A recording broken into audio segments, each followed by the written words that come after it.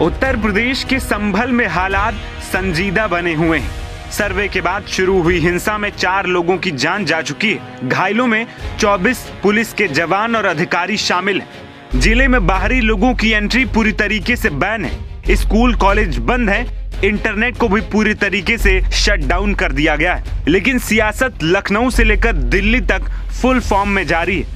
इस बीच पूरे बवाल की जड़ क्या थी, इसको लेकर लोगों के अलग अलग दावे। पुलिस और सत्ता पक्ष के लोग इसे सोची समझी साजिश बता रहे हैं, तो विपक्ष के नेता पुलिस प्रशासन और सरकार की कार्यशैली को कटघरे में खड़ा कर रहे हैं। लेकिन सवाल ये उठता है कि आखिर सर्वे के दौरान हिंसा भड़क कैसे गई, क्योंकि इससे पहले भी एक बार सर्वे हो चुका था, तब शांतिपूर्ण तरीके से हुआ। लेकिन रविवार को ऐसा क्या हुआ जिसने पूरे संभल में बवाल मचा दिया।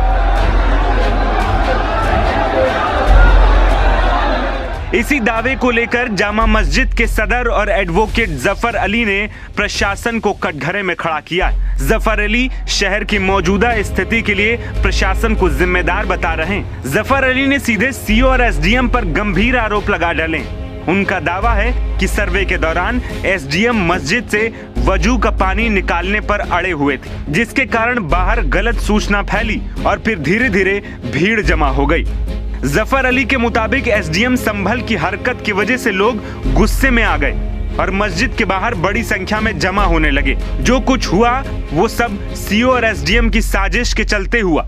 भीड़ को गलतफहमी हो गई कि अंदर खुदाई चल रही है, जिसके कारण ये स्थिति बनी। जफर अली ने यहाँ तक आरोप लगा डाले कि विरोध करने पर सीओ और एसडीएम की ओर से धमकी दी गई, गाली दी गई और लाठीचार्ज करवा दिया गया।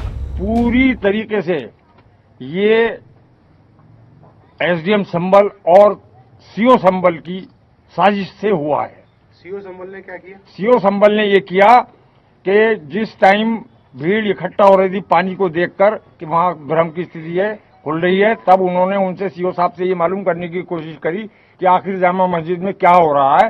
तो उन्होंने उन्हें गालियां दी और लाठीचार्ज करा दिया और ये भी कहा कि अगर ज्यादा सवाल जवाब करोगे तो सबको ठोक दूंगा। सिर्फ ये पैनिक जो फैलाया है सीओ संभल और एसडीएम संभल ने फैलाया। जो मेरे सामने मैं वहां मौजूद था, उन्होंने एसडीएम साहब ने डीएम साहब ने और एसपी साहब ने ये कहा कि नहीं, इसकी गहराई जो है वो आप डंडे से नाप लें। वो नहीं मानी, बल्कि उन्होंने यहाँ तक कहा, फुव्वारा चल रहा था कि इसे भी बंद कीजिए। तो हमने उनसे ये कहा कि ये तो चलता ही रहता है। भीड़ इसलिए नहीं मानी कि भीड़ ये समझ रही थी कि अंदर खुदाई चल रही है, अंदर खुदाई चल रही है। उन्हें कोई समझाने वाला नहीं था। मैंने ही अनाउंस करके उनसे शांति बनाए रखने की अपील की है। उनसे ये कहा कि आप लोग अपने अपने घरों को जाएं, किसी तरह का कोई लड़ाई झगड़ा शोर शराबा न करें। ये मेरे अनाउंसमेंट की रिकॉर्डिंग सबके पास है। सीओ साहब ने और एसडीएम साहब ने हमें इत्तला दी कि हम इसके हमारे पास दरख्वास्त आई है और हम इसका सर्वे करवाएंगे।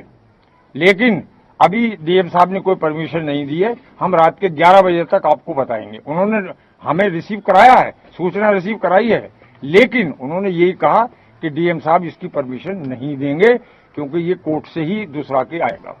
लेकिन उसके बावजूद भी 11 बजे जब मुझे पत्रकार महोदय ने बताया, एक पत्रकार महोदय ने, कि सुबह को सर्वे होना है, तब हमने इन लोगों से पूछा कि भाई ये तो सुबह को ही होना है, वरना मीडिया को कैसे पता चला। हमने एसडीएम साहब से कहा कि ये मीडिया बता रही है कि सुबह को 7 बजे और आप ये कह रहे हैं कि अभी कोई वो नहीं है, आपको सिर्फ सूचना दी जा रही है। तो हमें भी भ्रम में रखा गया। मुझसे डीएम साहब ने कहा था, एसपी साहब ने कहा था कि आप मौके पर जाएं और भीड़ को आप सेटिस्फाई करें। मैं गया था, तब मेरे सामने डीआईजी महोदय, एसपी और डीएम आपस में ये डिस्कशन कर रहे थे कि तुरंत गोली चलाने का ऑर्डर लिया जाए। कौन कर रहे थे? एसपी साहब थे, डीएम साहब थे और डीआईजी साहब थे। मैं उस टाइम वहां मौजूद था। तब मैंने ये सोचा कि अब गोली चलने ही वाली है।